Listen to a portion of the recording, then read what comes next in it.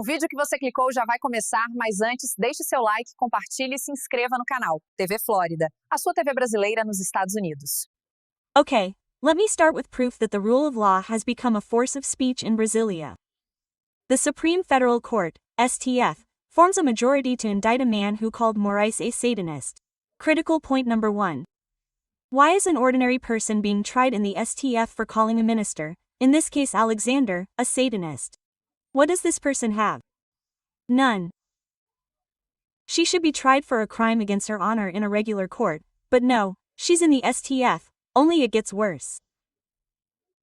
Critical point number 2.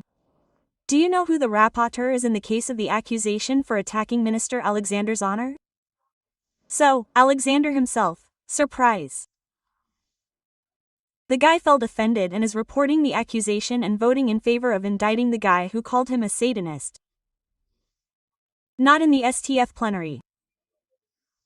In the first panel, along with Dino, Sanin, Carmen Lucia, and Fux.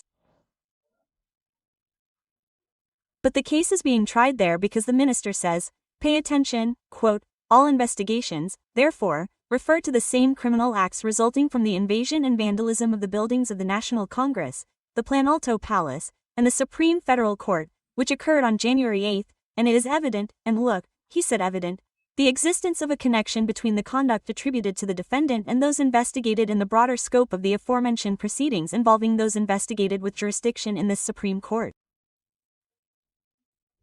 Close quotation marks. You don't understand. I'll explain. The rapporteur and also the target of the offense, Alexander, says that the attack on him is clearly linked to January 8, because it was attacks like these that resulted in January 8. And since there's an investigation into January 8 involving people with privileged jurisdiction, the guy who called Alexander a Satanist was lured to the Supreme Court by the jurisdiction of these other people. Man, this is what I call a naked 8D gymnastics. And is everything okay, guarantors? Is this normal? The guy called Alexander a Satanist was linked to the January 8 incident and had his charges filed by Alexander himself. And if I say that the democratic rule of law doesn't allow such conduct, I could be sued, because the Supreme Court is saving democracy by administering impartial, and courageous justice. Still on this topic, Attorney General Paulo Gon charged Eduardo Tagliaferro, Alexander's former advisor and former head of the Special Advisory Office for Combating Disinformation, for violating official secrecy and also for attacking democracy. Of course, the craziest thing of all is that Paulo Gon charged Tagliaferro, but didn't request investigations into the content of Vazatoga, which shows that Alexander himself commissioned reports and then made decisions based on those same reports. And that's just a small part of the leak. Paulo Gon charged the messenger, but absurdly ignored the message to use creativity to find something that could be used against Oeste magazine, which is an opposition magazine.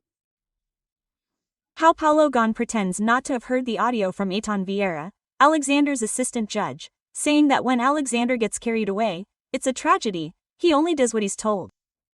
Tagliaferro was indicted, and Alexander wasn't even investigated. Impartial justice, they said. But again, all of this is documented and a turning point will occur in the name of Jesus. In the Senate in 2026, I truly believe all of this will be revisited, because the evidence is in the newspapers every day. Se você chegou até aqui, é um bom sinal. Para assistir os vídeos completos, acesse nosso site ou baixe nosso aplicativo totalmente grátis.